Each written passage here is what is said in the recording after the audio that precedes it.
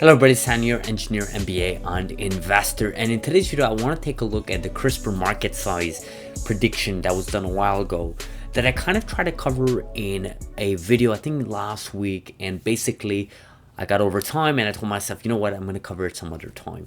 And it's a report here on Grandview Research. I know these guys are very popular with different industries.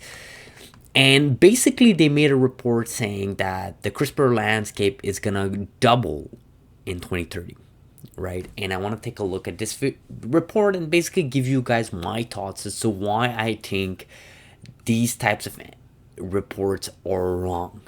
Now, before we do that, I do want to mention a couple of things. First, this is the standard, right? Every industry, whether that's the EV, social media, whether that's, smartphones, whether that is the computer industry, whether that is graphics card, what happens is every industry has its own report, right? And the reason why these analysts go through these reports is because you can kind of extrapolate what is going to be the potential growth in the next 5 to 10 years, and then take a look at the dominant players and take a look at their current market share, and then potentially see if you extrapolate that in 5-10 years, and let's say the market cap of this whole industry goes, for example, from 5 billion to 10 billion, and there's a particular player that owns 10% of this market cap right now, then you can kind of potentially extrapolate that they will own about $1 billion of that 10 billions in 5 to 10 years, whatever that time frame is.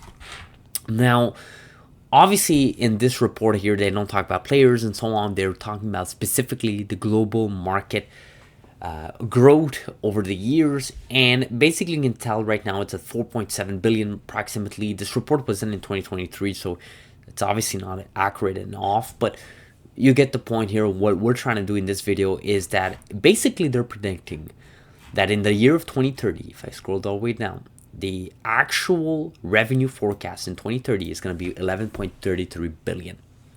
And they're predicting that this year it's going to be 5.36. So that's basically over double of what they're expecting in 5 years.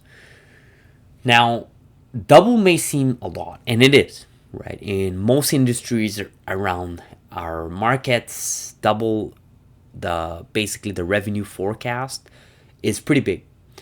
Any industry, if you go to it and you say in 5 years, not 10, 15 years, in 5 years, you're going to double the total revenue in that industry, everybody's going to be well over it in 5 years, right? That's a CAGR of 16% year over year from 2025 to 2030, which is pretty big. This is huge, okay? This is huge. Now, here's the kicker, though. Here's where I'm going to throw the wrench here, or whatever the expression is. I think it's going to be more than double.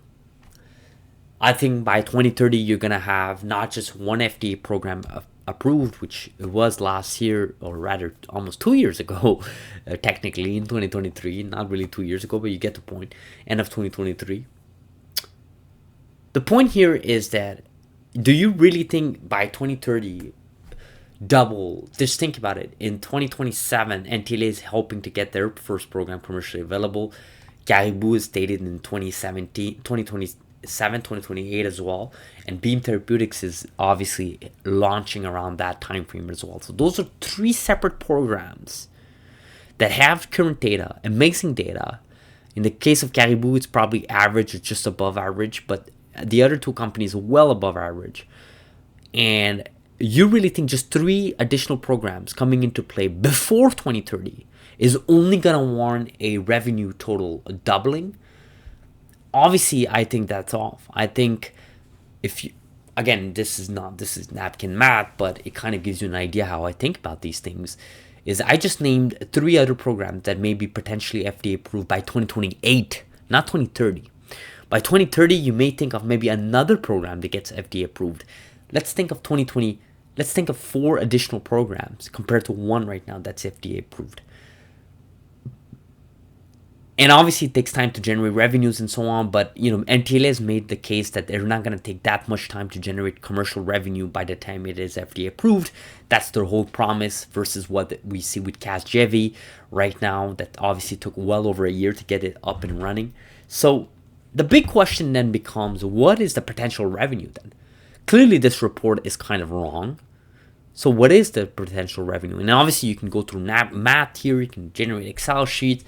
But I'm going to do a quick napkin math. Is if you say that 5.36 billion in 2025 with one FDA approved program, and I just kind of made the case for 4 FDA approved program. The 4th program could be from NTLA again, could be from another company in this landscape, could be from CRISPR Therapeutics, their whole CAR T cell space, or their or heart disease space. So you got 4 other programs. And if for one program you get 5.36 billion, then you can kind of extrapolate that every single of those programs can do about 5 billion, and that gets you to 20 billion. So basically what my proposition is this revenue forecast is not going to be 11.3 billion, but rather 20 billion and up.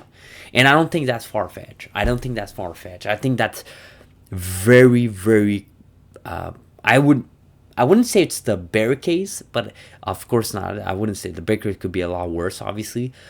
I would say it's toward the bull case for sure, because it kind of requires you to have those FDA programs to be FDA approved.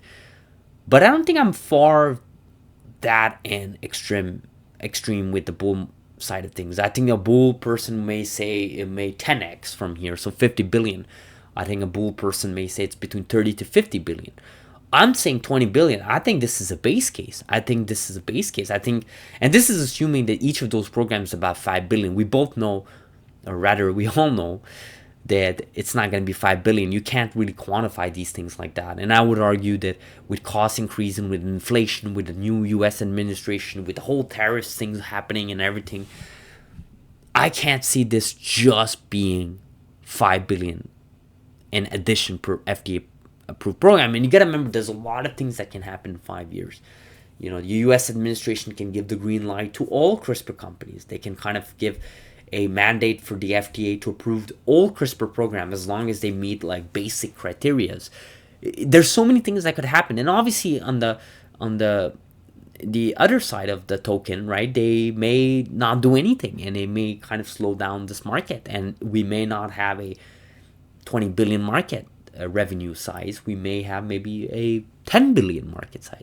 Will we have more than 5 billion? Absolutely. I think it's kind of naive to think that it's not going to go above 5.36 billion, which is what their projected value is for this year. Is it going to reach 20 billion? I think that's basically what I'm kind of predicting here in this channel. And obviously this is just napkin math. I kind of pulled it out here. I kind of made a couple of assumptions, but kind of makes you think about the potential of CRISPR here and how these reports and these analysts are so wrong. I think they're kind of looking at this through the lens of, okay, well, let's give it 15 to 20% year-over-year growth. Let's pick 16 and let's see what value we get.